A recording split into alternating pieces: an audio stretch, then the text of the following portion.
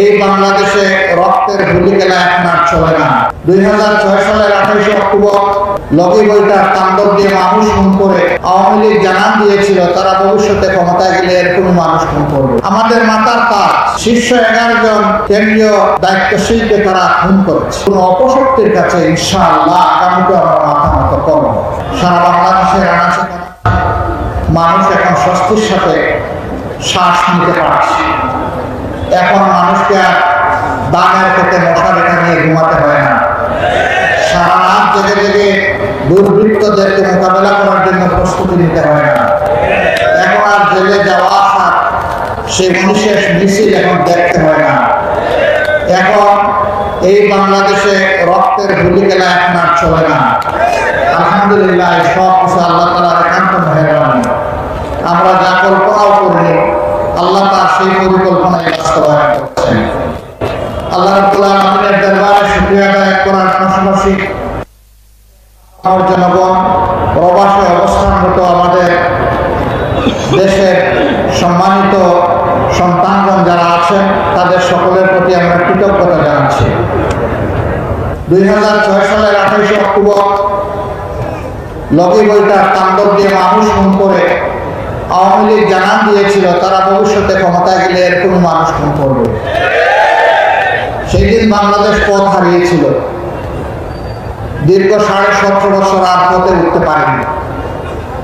অবশেষে আল্লাহ তাআলার একান্ত মেহেরবানিতে 24-এর 5ই আগস্ট বাংলাদেশ আবার তার পথ ফিরে পেয়েছে।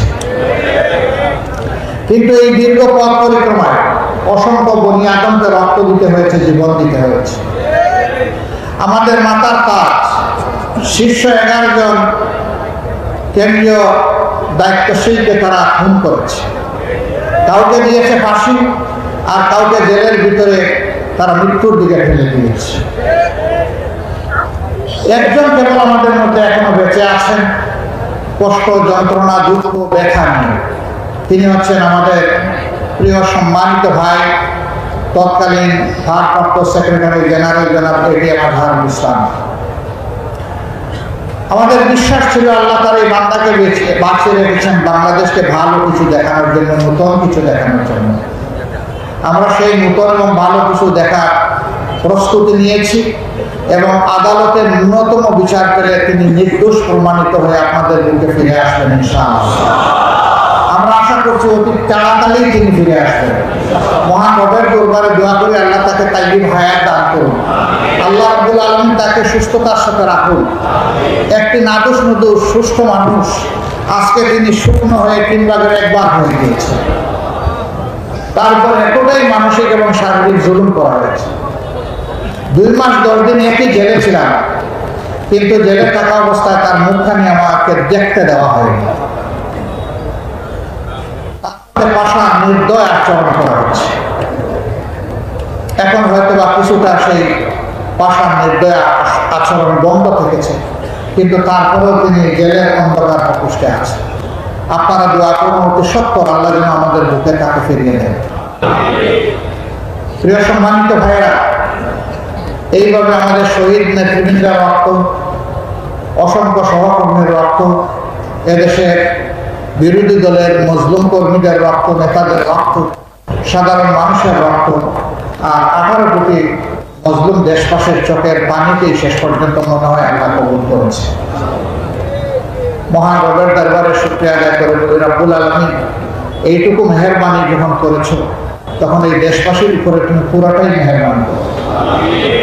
এই দেশকে স্থায়ী শান্তির দিকে তুমি এগিয়ে নিয়ে যাও, আর স্থায়ী শান্তির শ্রমিক হিসাবে আমাদের সবাইকে কাজ করার তৌফিক দাও। আমরা যেন শান্তির বাংলাদেশ বিনির্মাণে, একটা মানবিক বাংলাদেশ বিনির্মাণে আমরা যেন অবদান রাখতে পারি। আলহামদুলিল্লাহ, একটাই সংগঠন, সবাই স্বীকার করতে বাধ্য, কোনো অপশক্তি তাদের সামনে সংগঠনের মাথা নত করাতে পারেনি।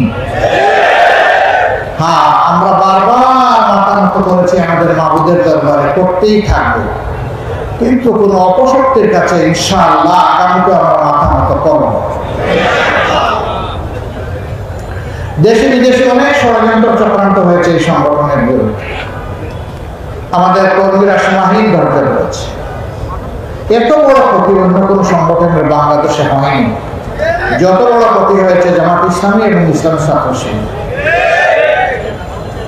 এই সকল ক্ষতির ফল আমাদের অন্তরে ছিল, সেই ক্ষত ছিন্ন বহন করে আগস্টের 5 তারিখ যখন পরিবর্তন আসলো, আমরা সারা বাংলাদেশের প্রিয় সহকর্মীদেরকে এবং দেশবাসীদেরকে আহ্বান জানিয়েছিলাম, শান্ত থাকুন, ধৈর্য ধরুন, প্রিয় দেশকে গড়তে সাহায্য করুন।